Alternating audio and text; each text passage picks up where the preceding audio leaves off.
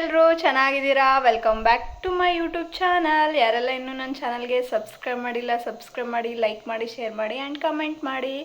And ಇವತ್ತಿನ ವ್ಲಾಗ್ನ ನಾನು ಬೆಳಿಗ್ಗೆ ಎದ್ದು ಸ್ಟಾರ್ಟ್ ಮಾಡ್ಕೊಂಡು ಬಿಟ್ಟಿದ್ದೀನಿ ನೋಡಿ. ಒಂದು 7 ಗಂಟೆಗೆಲ್ಲ ಎದ್ದು ಆಲ್ರೆಡಿ ಸ್ನಾನ ಎಲ್ಲನೂ ಮಾಡ್ಕೊಂಡು ಬಿಟ್ಟಿದ್ದೀನಿ. ಏನಪ್ಪ ಅಂತಂದರೆ ಇವತ್ತು ಅಮಾವಾಸ್ಯೆ, ಮಣ್ಣೆತ್ತಿನ ಅಮಾವಾಸ್ಯೆ. ನಮ್ಮ ಕಡೆ ಉತ್ತರ ಕರ್ನಾಟಕದ ಕಡೆ ಮಣ್ಣೆತ್ತಿನ ಅಮಾವಾಸ್ಯೆ ಅಂದರೆ ನಾವು ಏನಪ್ಪ ಅಂದರೆ ಮಣ್ಣಿನ ಎತ್ತನ್ನ ಇಟ್ಬಿಟ್ಟು ಪೂಜೆ ಮಾಡ್ತೀವಿ ಆಯಿತಾ. ಎಲ್ಲ ಕಡೆ ನಮ್ಮ ಉತ್ತರ ಕರ್ನಾಟಕದ ಕಡೆ ಎಲ್ಲ ಏನು ಜಿಲ್ಲೆಗಳಿದಾವಲ್ವ, ಎಲ್ಲ ಜಿಲ್ಲೆಗಳು ಆಚರಣೆ ಮಾಡುವಂಥ ಸಂಪ್ರದಾಯ. ಬಟ್ ಏನು ಅದರದ್ದು ಹಿನ್ನೆಲೆ ನನಗೆ ಅಷ್ಟೊಂದು ಗೊತ್ತಿಲ್ಲದೆ ಇನ್ಫಾರ್ಮೇಷನ್ ಕೊಡೋದು ತಪ್ಪಾಗುತ್ತೆ. ಹಾಗಾಗಿ ಹಿರಿಯರು ಯಾವ ಥರ ಪೂಜೆ ಮಾಡಿ ಅವತ್ತಿನ ದಿನ ಹಬ್ಬ ಹೋಳಿಗೆ ಎಲ್ಲ ಮಾಡಿದ್ದಾರೆ, ಅದೇ ರೀತಿ ನಾನು ಮಾಡಿದ್ದೀನಿ ಅಷ್ಟೇ. ಆ್ಯಂಡ್ ಬನ್ನಿ ಇವತ್ತಿನ ವ್ಲಾಗ್ನ ಸ್ಟಾರ್ಟ್ ಮಾಡೋಣ. ಬೆಳಗ್ಗೆನೇ ಎದ್ಬಿಟ್ಟು ಪೂಜೆ ಎಲ್ಲ ನಾನು ಮಾಡಿದ್ದು ಕ್ಲಿಪ್ಸ್ನೆಲ್ಲ ತಗೊಂಡಿದ್ದೀನಿ, ಅದನ್ನು ಕೂಡ ಆ್ಯಡ್ ಮಾಡ್ತೀನಿ, ನೋಡಿ ಎಂಜಾಯ್ ಮಾಡಿ. ಆ್ಯಂಡ್ ರೆಸಿಪಿ ಕೂಡ ಇದೆ. ನಮ್ಮ ಉತ್ತರ ಕರ್ನಾಟಕದ ಕಡೆ ಏನು ಮಾಡ್ತೀವಿ ಅಂತಂದರೆ, ಈ ಅಮಾವಾಸ್ಯೆಗೆ ನಾವು ಗೊತ್ತಿಲ್ಲ ನನಗೆ ಏನು ಸಂಪ್ರದಾಯ ಅಂತೇಳಿ, ಬಟ್ ಮಣ್ಣಿನ ಎತ್ತನ್ನ ತಂದು ಪೂಜೆ ಮಾಡೋವಂಥದ್ದು. ಹೋಳಿಗೆ ಎಲ್ಲ ಮಾಡಿಬಿಟ್ಟು ತೋರಿಸ್ತೀನಿ ನಿಮಗೆ. ನಾನು ನೋಡ್ತಿರ್ಬೋದು ಈ ಥರ ಮಣ್ಣಿನ ಎತ್ತು ತಂದು ಪೂಜೆ ಮಾಡುವಂಥದ್ದು. ಮುಂಚೆ ಎಲ್ಲ ಈ ಥರ ಮಣ್ಣು, ಒರಿಜಿನಲ್ ಮಣ್ಣಿನಿಂದ ಮಾಡ್ತಿದ್ರಿ ಎತ್ತುಗಳನ್ನ. ಇವಾಗ ಆಗಲ್ಲ, ಇವಾಗೆಲ್ಲ ಟ್ರೆಂಡಿಂಗ್ ಅಲ್ವಾ, ಇವಾಗೆಲ್ಲ ಚೆನ್ನಾಗಿರೋ ಎತ್ತುಗಳನ್ನ ಮಾಡಿ ಕೊಡ್ತಾರೆ. ನೋಡ್ತಿರ್ಬೋದು. ಇದು ನಾಳೆ ಎತ್ತನ್ನ ಇಟ್ಟು ಪೂಜೆ ಮಾಡಿಬಿಟ್ಟು ಹೋಳಿಗೆ ಎಲ್ಲ ಮಾಡಬೇಕು. ವಾಪಸ್ ತಿರ್ಗಾ ಇಲ್ಲೇ ಇರ್ತೀನಿ, ಯಾಕಂದರೆ ಹೊಡೆದ್ರೆ ಕಷ್ಟ. ಆ್ಯಂಡ್ ಇಲ್ಲಿ ಸ್ವಲ್ಪ ಇವು ಹೋಳಿಗೆ ಕವರು ಆ್ಯಂಡ್ ಎಲೆಗಳು, ಕಾಯಿ, ಜೀರಿಗೆ ಆ್ಯಂಡ್ ಬೆಲ್ಲ, ಇಷ್ಟೊಂದು ಥರ ಕೇಳಿದ್ದೆ ನಾನು. ಇನ್ನು ಮಿಕ್ಕಿದ್ದೆಲ್ಲ ಐಟಮ್ ಮನೆಯಲ್ಲೇ ಇದ್ದಾವೆ. ಎಲೆಗಳು ಬಂದ್ಬಿಟ್ಟು ಮತ್ತೆ ನಾಳೆ ಹೋಳಿಗೆ ಮಾಡೋಣ ಅಂತ ಅಂದ್ಕೊಂಡಿದ್ದೀನಿ, ಅದಕ್ಕಾಗಿ ಹೋಳಿಗೆ ಕವರು, ಕಾಯಿ ಆ್ಯಂಡ್ ಜೀರಿಗೆ ಇಷ್ಟನ್ನ ಥರ ಕೇಳಿದ್ದೆ. ಜೀರಿಗೆನ ತೆಗೆದು ಬಾಟಲ್ಗೆ ಹಾಕೊಂಡು ಇಟ್ಕೊಂಡು ಬಿಡೋಣ. ಖಾಲಿ ಆಗಿತ್ತು, ಸ್ವಲ್ಪ ಮಾತ್ರ ತರಿಸ್ತೀನಿ. ಇಷ್ಟು ಮತ್ತೆ ತುಂಬ ದಿನ ಆಗುತ್ತೆ ನನಗೆ, ಜಾಸ್ತಿ ತರ್ಸಕ್ಕೆ ಹೋಗಲ್ಲ. ಸ್ವಲ್ಪ ದೊಡ್ಡದ್ದು ಪ್ಯಾಕ್ ಹೇಳಿದ್ದೆ, ಚಿಕ್ಕ ತಂದುಬಿಟ್ಟಿದ್ದಾರೆ, ಪರವಾಗಿಲ್ಲ. ಇಷ್ಟ ಆಯಿತು. ದೊಡ್ಡದಂದ್ರೆ ಇದ್ರ ತುಂಬ ಆಗ್ತಿತ್ತು, ಚಿಕ್ಕ ತಂದುಬಿಟ್ಟಿದ್ದಾರೆ, ಪರವಾಗಿಲ್ಲ. ನೆಕ್ಸ್ಟ್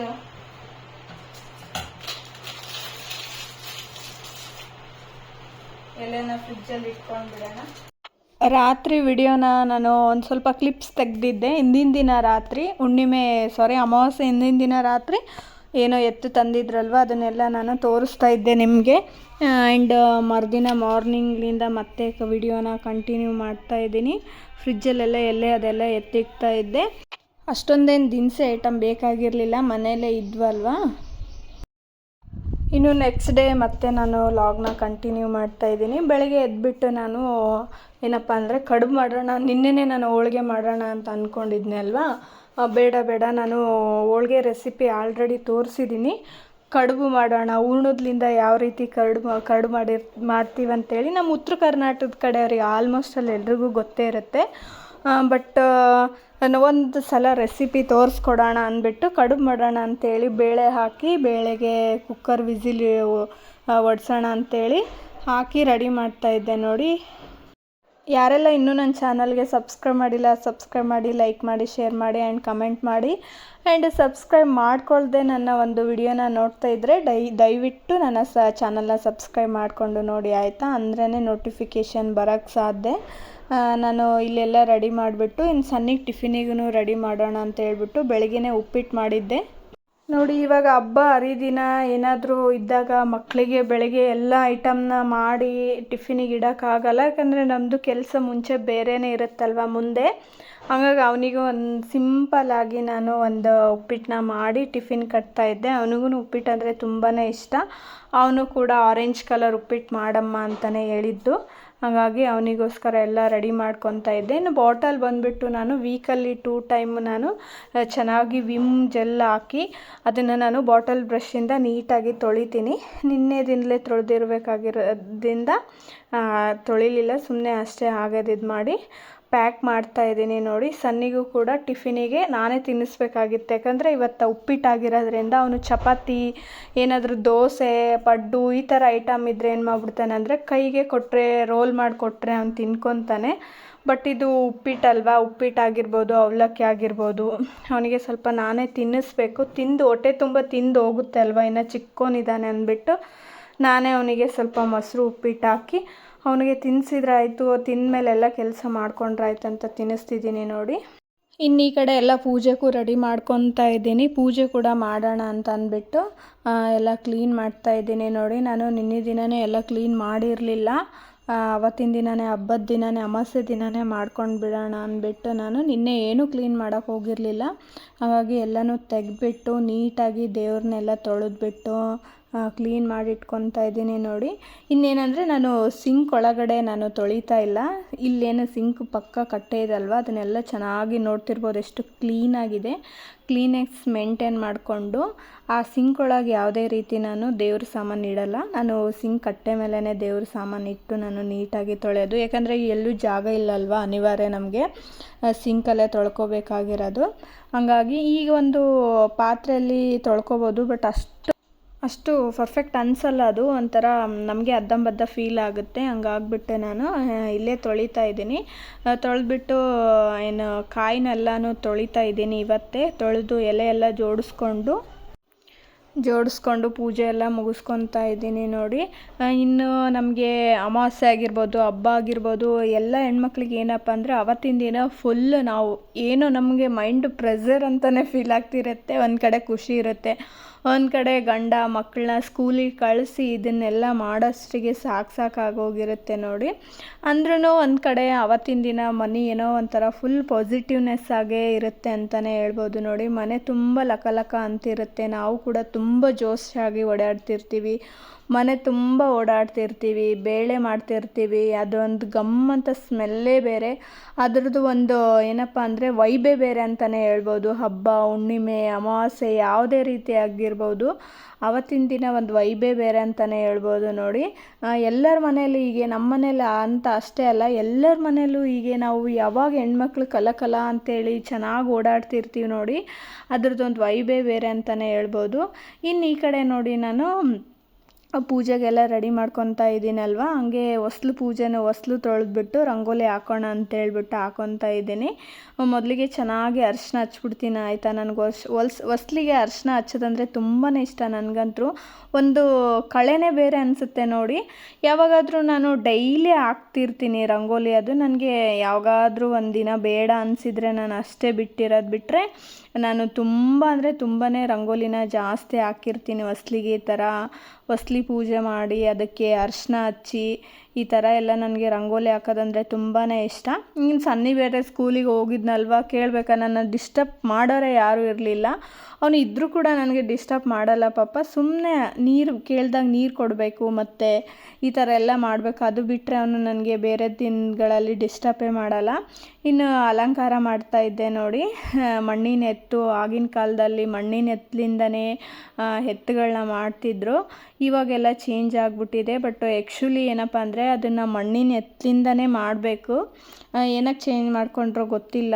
ಅದು ಅಮಾವಾಸ್ಯೆ ಇರೋದೇ ಮಣ್ಣೆತ್ತಿನ ಅಮಾವಾಸ್ಯೆ ಅಂತ ಹೇಳ್ಬಿಟ್ಟು ಇವು ಬಳಪದ್ಲಿಂದ ಮಾಡ್ತಾರೆ, ಪರವಾಗಿಲ್ಲ. ಇವಾಗ ಆ ಥರ ಸಿಗೋದು ರೇರ್ ಅಲ್ವಾ, ಹಂಗಾಗಿ ಎಲ್ಲ ಪೂಜೆ ಮುಗಿಸ್ಕೊಂಡು ನಾನು ಏನಪ್ಪ ಅಂದರೆ ಧೂಪ ಹಾಕ್ತಾಯಿದ್ದೀನಿ. ನೋಡಿ ಧೂಪ ಡೈಲಿ ನಾನು ಹಾಕಲ್ಲ, ಗುರುವಾರ ಆ್ಯಂಡ್ ಶುಕ್ರವಾರ ಆ್ಯಂಡ್ ಸೋಮವಾರ ಈ ಥರ ಅಮಾವಾಸ್ಯೆ ದಿನ ನಾನು ಧೂಪನ ಹಾಕ್ಕೊತೀನಿ. ಡೈಲಿ ಅಂದರೆ ನನಗೂ ಹಾಕೋಕ್ಕಾಗಲ್ಲ ಅಂದ್ಬಿಟ್ಟು ಆ ಥರ ಧೂಪ ಹಾಕಿದ ದಿನ ಮನೆಗೆ ಒಂದು ಎಕ್ಸ್ಟ್ರಾ ಒಂಥರ ಎನರ್ಜಿ ಅಂತಲೇ ಹೇಳ್ಬೋದು. ಇನ್ನು ಈ ಕಡೆ ಬೇಳೆನ ನಾವು ವಿಸಿಲಿಗೆ ಹಾಕಿಟ್ಟಿದ್ನಲ್ವ, ಅದನ್ನು ಚೆನ್ನಾಗಿ ಸೋಸ್ಕೊತಾ ಇದ್ದೀನಿ ನೋಡಿ. ಸ್ವಲ್ಪನೂ ನೀರು ಇರಬಾರ್ದು, ನೀರಿದ್ದರೆ ಏನಾಗ್ಬಿಡುತ್ತೆ ಅಂದರೆ ಹಳಸಾಗಿ ಹೋಗ್ಬಿಡುತ್ತೆ. ಇನ್ನು ಈ ಕಡೆ ನೋಡಿ ಪೂಜೆನ ಎಷ್ಟು ಚೆನ್ನಾಗಿ ಫೈನಲ್ ಲುಕ್ಕು ಪೂಜೆದು ಎಷ್ಟು ಚೆನ್ನಾಗಿ ಕಾಣಿಸ್ತಾ ಇದೆ ಅಲ್ವಾ. ಏನೋ ಒಂಥರ ಕಳೆ ಕಾಯಿ ಎಲ್ಲ ಒಡೆದ್ಬಿಟ್ಟು ರಂಗೋಲಿ ಹಾಕ್ಬಿಟ್ಟು ಎತ್ತಿಟ್ಟು ಪೂಜೆ ಮಾಡಿರೋದು. ಇನ್ನು ಈ ಕಡೆ ನಾನು ಬೇಳೆ ಮಾಡಿದ್ನಲ್ವ, ಅದಕ್ಕೆ ಬೆಲ್ಲ ಒಡೆದು ಹಾಕೊತಾ ಇದ್ದೆ ನೋಡಿ. ನಾನು ಕಡುಬು ಮಾಡ್ತಾ ಇರೋದ್ರಿಂದ ನಾನು ಎಷ್ಟು ಬೇಳೆ ತೊಗೊಂಡಿದ್ದೀನಲ್ವ ಅದ್ರದ್ದು ಕರೆಕ್ಟ್ ಸೈಜೇ ಬೆಲ್ಲ ತೊಗೋಬೇಕಾಗುತ್ತೆ ನೋಡಿ. ನಾನು ಆ ಬಟ್ಲು ತುಂಬ ನಾನು ಬೇಳೆನ ತೊಗೊಂಡಿದ್ದೆ, 1 ಕಪ್ಪು ಆ್ಯಂಡ್ ಅರ್ಧ ಬೇಳೆ ತೊಗೊಂಡಿದ್ದೆ. ಬಟ್ ನಾನು ಸ್ವೀಟ್ ಜಾಸ್ತಿ ತಿನ್ನಲ್ಲ ಅಂತ 1 ಕಪ್ ಮಾತ್ರ ನಾನು ಬೆಲ್ಲ ತೊಗೊಂಡು ಅದನ್ನು ಆ್ಯಡ್ ಮಾಡ್ತಾಯಿದ್ದೀನಿ. ಬೇಳೆನ ನೀವು ಯಾವತ್ತೂ ಏನಪ್ಪ ಅಂದರೆ 2 ವಿಸಿಲ್ ಹಾಕ್ಸ್ಕೊಳ್ಳಿ ಆಯಿತಾ. ಜಾಸ್ತಿ ಹಾಕ್ಸಿ ಅಂದರೆ ಬೇಳೆ ಜಾಸ್ತಿ ಬೇಯ್ದರೂ ಕೂಡ ಹೂರ್ಣ ಅಳ್ಸಾಗೋ ಚಾನ್ಸಸ್ ಇರುತ್ತೆ. ಅಂದರೆ ಭಾಳ ಮೃದು ಆದರೂ ಕೂಡ ನಮಗೆ ಹೋಳಿಗೆ ಆಗಲಿ ಕಡುಬಾಗಲಿ ಮಾಡೋಕ್ಕೆ ಬರೋಲ್ಲ. ಅದು ತುಂಬ ಅಂದರೆ ತುಂಬಾ ಕಷ್ಟ ಆಗೋಗ್ಬಿಡುತ್ತೆ ಆಮೇಲೆ. ಹಾಗಾಗಿ ಅದನ್ನು ನಾನು ಬೆಲ್ಲನ ಚೆನ್ನಾಗಿ ಸಣ್ಣದಾಗಿ ಕುಟ್ಟಿ ಅದನ್ನು ನಾನು ಬೇಳೆಯಲ್ಲಿ ಮಿಕ್ಸ್ ಮಾಡಿಕೊಂಡು ಮಿಕ್ಸಿಗೆ ಹಾಕ್ಕೊತಾ ಇದ್ದೀನಿ ನೋಡಿ. ಈ ಟೈಮಲ್ಲಿ ಒಂದು ಸ್ವಲ್ಪ ಏಲಕ್ಕಿ ಮತ್ತು ಶುಂಠಿನ ಆ್ಯಡ್ ಮಾಡ್ಕೊಳ್ಳಿ, ತುಂಬ ಸ್ಮೆಲ್ ಚೆನ್ನಾಗಿರುತ್ತಂತಲೇ ಹೇಳ್ಬೋದು.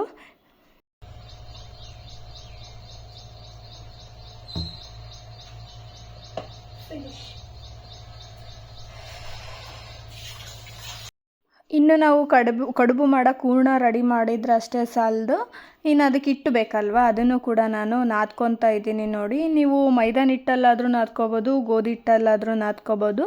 ಏನು ಚಪಾತಿ ಅದಕ್ಕಿರುತ್ತಲ್ವ ಅದಕ್ಕಿಂತ ಸ್ವಲ್ಪ ಮುದ್ದಾಗಿ ನಾದ್ಕೊಳ್ಳಿ.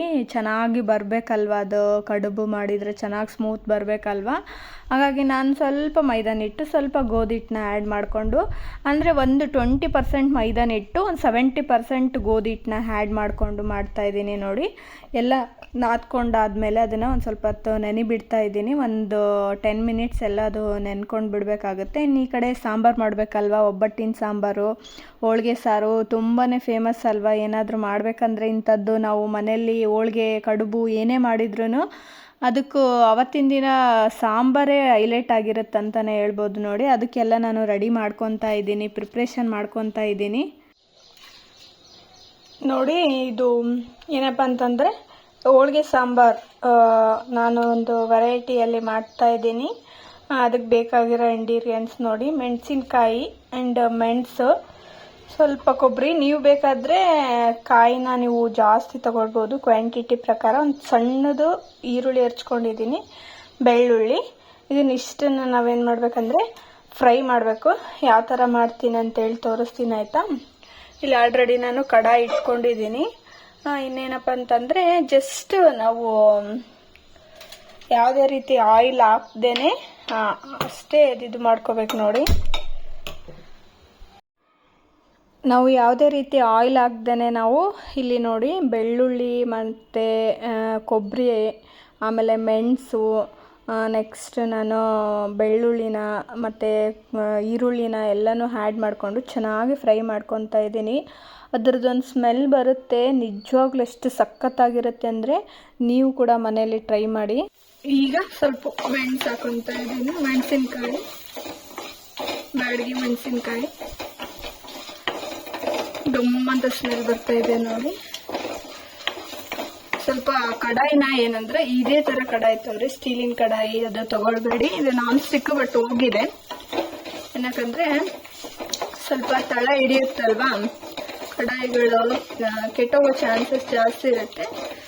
ಹಾಗಾಗಿ ಈ ತರ ಕಡಾಯಿನ ಒಂದಕ್ಕೆ ಇಟ್ಕೊಂಡ್ಬಿಡಿ. ಎಣ್ಣೆ ಕರಿಯೋಕ್ಕಾಗಿರ್ಬೋದು ಅಂಡ್ ಈ ತರ ಮಾಡಕ್ಕಂತಾನೆ ಒಂದು ಈ ತರ ಕಡಾಯಿನ ಇಟ್ಕೊಂಡ್ಬಿಡಿ,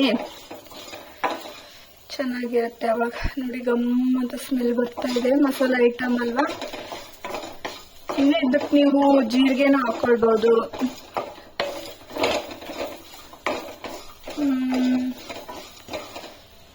ಅಂಡ್ ಮಸಾಲೆ ಐಟಮ್ಸ್ಗಳು ಬರ್ತೇವಲ್ವಾ ಅವೆಲ್ಲ ಹಾಕೊಂಡು ಚೆನ್ನಾಗಿ ಫ್ರೈ ಮಾಡ್ಕೋಬೋದು ನೋಡಿ.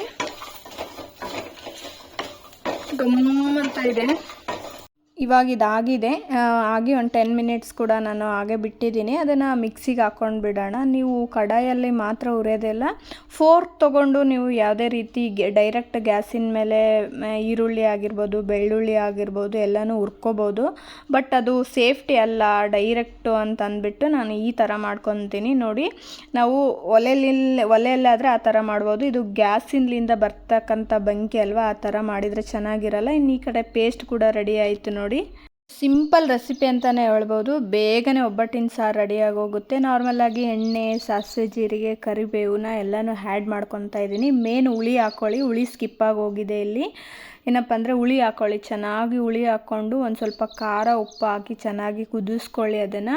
ಇಲ್ಲಿ ನಾನು ಏನು ಮಿಕ್ಸರ್ಗೆ ಹಾಕಿಟ್ಟಿರೋ ಪೇಸ್ಟ್ ಕೂಡ ಹಾಕ್ಕೊತಾ ಇದ್ದೀನಿ. ಹುಣಸೆಹಣ್ಣಿನ ಹುಳಿ ಹಾಕ್ಕೊಂಡ ತಕ್ಷಣವೇ ಅದನ್ನು ಒಂದು 2 ಮಿನಿಟ್ಸ್ ಬಿಟ್ಟು ನಾನೇನು ಪೇಸ್ಟ್ ಮಾಡಿದ್ನಲ್ವ ಅದನ್ನು ಹಾಕ್ಕೊಂಡು ನಮಗೆ ಎಷ್ಟು ಕ್ವಾಂಟಿಟಿ ಬೇಕೋ ಅಷ್ಟು ಕ್ವಾಂಟಿಟಿ ನೀರು ಹಾಕ್ಕೊಂಡು ಅದಕ್ಕೆ ಉಪ್ಪು ಕೂಡ ಆ್ಯಡ್ ಮಾಡ್ಕೊತಾ ಇದ್ದೀನಿ, ರುಚಿಗೆ ಎಷ್ಟು ತಕ್ಕಂಥ ಉಪ್ಪು ಅಂತ ಹೇಳ್ಬಿಟ್ಟು. ಇಲ್ಲಿ ನಾನು ಅರಶಿನ ಆ್ಯಂಡು ಮಸಾಲ ಈಗ ಆ್ಯಡ್ ಮಾಡ್ತಾ ಇದ್ದೀನಿ. ನೀವು ಹುಳಿ ಹಾಕ್ಕೊಂಡ ತಕ್ಷಣವೇ ಆ್ಯಡ್ ಮಾಡ್ಕೊಳ್ಬೋದು, ಹಾಗೂ ಆಪ್ಷನ್ ಇದೆ. ನೋಡ್ತಿರ್ಬೋದು ಎಷ್ಟು ಚೆನ್ನಾಗಿ ಕಾಣಿಸ್ತಾ ಇದೆ ಕಲರ್ಫುಲ್ಲಾಗಿ. ಏನು ಒಬ್ಬಟ್ಟಿನ ಕಟ್ಟಿಲಿಂದ ಮಾಡಿದಂಥ ಒಂದು ಸಾಂಬಾರು ತುಂಬಾ ಟೇಸ್ಟ್ ಇರುತ್ತೆ. ಕುದಿ ಬಂದರೆ ಸಾಂಬಾರು ಆಗೋಯ್ತು ನೋಡಿ. ತುಂಬ ಅಂದರೆ ತುಂಬಾ ಸಡನ್ಲಿ ಮಾಡ್ಬೋದು ಅಂತಲೇ ಹೇಳ್ಬೋದು. ಏನು ಜಾಸ್ತಿ ರಿಸ್ಕ್ ಇಲ್ಲ, ಚೆನ್ನಾಗಿ ಕುದಿಸ್ಬೇಕು ಅಷ್ಟೇ ಮೇನು, ಮತ್ತೇನಿಲ್ಲ ಇದಕ್ಕೆ. ನೋಡ್ತಿರ್ಬೋದು ಎಷ್ಟು ಚೆನ್ನಾಗಿ ಕಾಣಿಸ್ತಾ ಇದೆ ಅಂತ ಅಂದ್ಬಿಟ್ಟು. ಟೇಸ್ಟ್ ಕೂಡ ಅಷ್ಟೇ ಚೆನ್ನಾಗಿರುತ್ತೆ. ನೀವು ಒಬ್ಬಟ್ಟಿನ ಸಾಂಬಾರು ಇನ್ನೂ ವಿಧಗಳಲ್ಲಿ ಮಾಡ್ತಾರೆ. ನಾನು ಒಂದು 2 ಟೈಮ್ ತೋರಿಸಿದ್ದೀನಿ ಅನ್ಕೊತೀನಿ. ಆಗಿದೆ, ಈ ಕಡೆ ಸಾಂಬಾರಾಗಿದೆ. ಇನ್ನು ಈ ಕಡೆ ಹಿಟ್ಟನ್ನು ನೆನೆಯಿಟ್ಟಿದ್ದೀನಿ. ಆ್ಯಂಡ್ ಹೋಳ್ಗೆದ್ದು ಹೂರ್ಣನೂ ರೆಡಿಯಾಗಿದೆ. ಬಟ್ ಇದನ್ನು ಮಾಡಬೇಕು ಇವಾಗ. ಇಷ್ಟಾದರೆ ಕೆಲಸ ಮುಗ್ದೋಯ್ತು ನೋಡಿ. ಬನ್ನಿ ಅದನ್ನು ಮಾಡ್ಕೊಂಡು ಬಿಡೋಣ. ಇಷ್ಟೆಲ್ಲ ಮಾಡೋಷ್ಟಿಗೆ ನನಗಂತೂ ಫುಲ್ ಸಾಕಾಗೋಗಿತ್ತು. ಅಂದ್ರೂ ಹಬ್ಬ ಅಲ್ವಾ, ಏನೂ ಮಾಡೋಕ್ಕಾಗಲ್ಲ, ಮಾಡಲೇಬೇಕು. ಒಂದು ಲೈಟಾಗಿ ಎಲ್ಲೋ ಒಂದು ಕಡೆ ಖುಷಿ ಇರುತ್ತೆ, ನಾವೇನೋ ಮಾಡ್ತಾಯಿದ್ದೀವಿ ಅಂದ್ಬಿಟ್ಟು. ಕಡುಬು ಮಾಡೋದು ಇದೇ ಥರ ನೋಡಿ. ಚೆನ್ನಾಗಿ ಪೂರಿ ಸೈಜಲ್ಲಿ ಲಟ್ಟಿಸ್ಕೊಂಡು ಅದಕ್ಕೆ ನಾವು ಏನು ಮಾಡಿರ್ತಕ್ಕಂಥ ಪೇಸ್ಟ್ ಹೂರ್ಣ ಇರುತ್ತಲ್ವ ಅದನ್ನು ತುಂಬಿ ಈ ಥರ ಶೇಪ್ ಕೊಟ್ಕೊಂಡು ಚೆನ್ನಾಗಿ ತುಂಬಬೇಕು ಅದನ್ನು. ಆ್ಯಂಡ್ ಇದನ್ನು ಮಾಡ್ತಾ ಟೈಮ್ ಹೋಗಿರೋದೇ ಗೊತ್ತಾಗಲಿಲ್ಲ ನನಗೆ. ದೇವರಿಗೆ ನೈವೇದ್ಯ ಕೂಡ ಇಡಬೇಕಾಗಿತ್ತು. ಹಂಗಾಗ್ಬಿಟ್ಟು ಬೇಗನೆ ಮಾಡ್ಕೊತಾ ಇದ್ದೆ. ಇಲ್ಲಿ ಆಲ್ರೆಡಿ ಅಷ್ಟು ಮಾಡಿ ಇಟ್ಟಿದ್ದೀನಿ, ಇನ್ನೇನು ಕರಿಬೇಕು ನೋಡಿ. ಈ ಕಡೆ ಎಣ್ಣೆನೂ ಕಾದಾಯಿತು, ಇನ್ನು ಕಡುಬು ಕರಿತಾ ಇದ್ದೀನಿ. ಇನ್ನು ಕಡುಬು ಮಾಡುವಾಗ ನಾವೇನದು ಬಾಯಿ ಇರುತ್ತಲ್ವ ಅದನ್ನು ಚೆನ್ನಾಗಿ ಪ್ರೆಸ್ ಮಾಡಬೇಕು. ಹೂರ್ಣ ತುಂಬಿದ ತಕ್ಷಣವೇ, ಎಲೆಯಲ್ಲಿ ಹೂರ್ಣ ಇಟ್ಟು ತುಂಬಿದ ತಕ್ಷಣವೇ ಚೆನ್ನಾಗಿ ಪ್ರೆಸ್ ಮಾಡಬೇಕು. ಪ್ರೆಸ್ ಮಾಡಿಲ್ಲ ಅಂದಾಗ ಎಣ್ಣೆಯಲ್ಲಿ ಹಾಕಿದ ತಕ್ಷಣವೇ ಒಡೆಯೋ ಚಾನ್ಸಸ್ ಇರುತ್ತೆ. ಅಂದರೆ ಹಿಂಗೆ ಡಬ್ ಅನ್ನೋ ಚಾನ್ಸಸ್ ಇರುತ್ತೆ. ನೋಡಿ ಹಾಕ್ಕೊಳ್ಳಿ, ಚೆನ್ನಾಗಿ ಬರುತ್ತೆ. ಅದು ಪ್ರೆಸ್ ಮಾಡಿದರೆ ಏನೂ ಆಗಲ್ಲ. ಆದಷ್ಟು ಸ್ವಲ್ಪ ಪ್ರೆಸರ್ ತೊಗೊಂಡು ಪ್ರೆಸ್ ಮಾಡಿ. ನಿಮಗೆ ಪ್ರೆಸ್ ಮಾಡೋಕ್ಕೆ ಬಂದಿಲ್ಲ ಅಂತಂದರೆ ನಾನು ಈ ಥರ ರೋಲ್ ಮಾಡಿ ಹಾಕಿದ್ದೀನಿ ನೋಡಿ, ಆ ಥರನೂ ನೀವು ಮಾಡ್ಬೋದು ನೋಡಿ. ಈ ಕಡೆ ಹಪ್ಪಳ, ಈ ಕಡೆ ಕಡುಬು ರೆಡಿಯಾಗಿ ಹೋಗಿದ್ದಾವೆ. ಇನ್ನು ಕಡುಬು ಬಂದುಬಿಟ್ಟು ನಮ್ಮ ಕಡೆ ಚಿಕ್ಕದಾಗಿ ಮಾಡ್ತಾರೆ ಆಯಿತಾ. ನಾನು ಇರೋದೊಬ್ಬಳೇ ಅಲ್ವಾ, ಟೈಮ್ ಹಿಡಿಯುತ್ತೆ ಅಂತೇಳಿ ದೊಡ್ಡ ಮಾಡಿದ್ದೀನಿ ನೋಡಿ. ಈ ಥರ ಕಡುಬು, ಇದಕ್ಕೆ ಹೂರ್ಣ ತುಂಬಿ ಗೋಧಿ ಹಿಟ್ಟಲ್ಲಿ ಅಥವಾ ಮೈದಾನ ಹಿಟ್ಟಲ್ಲಿ ಈ ಥರ ಮಾಡ್ತಾರೆ. ಗೋಧಿ ಹಿಟ್ಟು ಮೈದಾನ ಹಿಟ್ಟು ಮಿಕ್ಸ್ ಕೂಡ ಮಾಡ್ಕೋಬೋದು. ಕಡುಬು ರೆಡಿ ಆಯಿತು.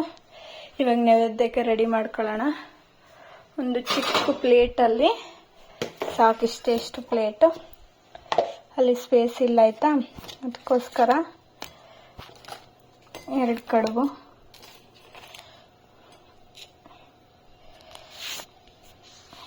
2 ಕಡುಬು ಇಟ್ಕೊಂಡು ಇದಕ್ಕೆ ರೆಡಿ ಆಯಿತು. ಸಿಂಪಲ್ಲಾಗಿ ಸ್ವೀಟು, ಅನ್ನ ಸಾಂಬಾರು 3 ಆಗಬಾರ್ದಲ್ವಾ, ಹಾಗಾಗಿ ಒಂದು ಸ್ವಲ್ಪ ಹಪ್ಪಳ ಇಟ್ಟಿದ್ದೀನಿ. ಬನ್ನಿ ದೇವ್ರಿಗೆ ನೈವೇದ್ಯ ಇಟ್ಕೊಂಡು ಬರೋಣ. ಇನ್ನು ದೀಪ ಹಾಗೇ ಇದೆ, ಲೈಟ್ ಹಾಕ್ತೀನಿ ರೀ. ಇನ್ನು ದೀಪ ಹಾಗೇ ಇದೆ, ಸ್ವಲ್ಪ ನೈವೇದ್ಯ ಹಿಡಿದ್ಬಿಟ್ಟು ಬೆಳಗ್ಬಿಟ್ರೆ ಆಯಿತು. ದೇವ್ರಿಗೆ ದೀಪ ಹಾಕಿ ನೈವೇದ್ಯ ಹಿಡಿತಾ ಇದ್ದೀನಿ ನೋಡಿ. ಐ ಹೋಪ್ ಈ ವಿಡಿಯೋ ನಿಮಗೆ ಇಷ್ಟ ಆಗಿರುತ್ತೆ ಅಂದ್ಕೊಂಡಿದ್ದೀನಿ. ನಾನು ಇವತ್ತು ನಮ್ಮ ಕಡೆ ಮಣ್ಣೆತ್ತಿನ ಅಮಾವಾಸ್ಯೆ ಯಾವ ಥರ ಮಾಡ್ತಾರೆ ಉತ್ತರ ಕರ್ನಾಟಕದ ಕಡೆ ಅಂತೇಳಿ ನಿಮಗೆ ಸ್ಟೆಪ್ ಬೈ ಸ್ಟೆಪ್ ಎಲ್ಲನೂ ತೋರಿಸ್ಕೊಟ್ಟಿದ್ದೀನಿ. ಸ್ಪೆಷಲಿ ನಮ್ಮ ಕಡೆ ನಮ್ಮ ಮನೇಲಿ ಯಾವ ಥರ ಮಾಡ್ತಾರೆ ಅಂತೇಳಿ ತೋರಿಸ್ಕೊಟ್ಟಿದ್ದೀನಿ. ಇಷ್ಟ ಆಗಿರುತ್ತೆ ಅಂದ್ಕೊಂಡಿದ್ದೀನಿ. ಇಷ್ಟ ಆದರೆ ಥ್ಯಾಂಕ್ ಯು ಫಾರ್ ವಾಚಿಂಗ್.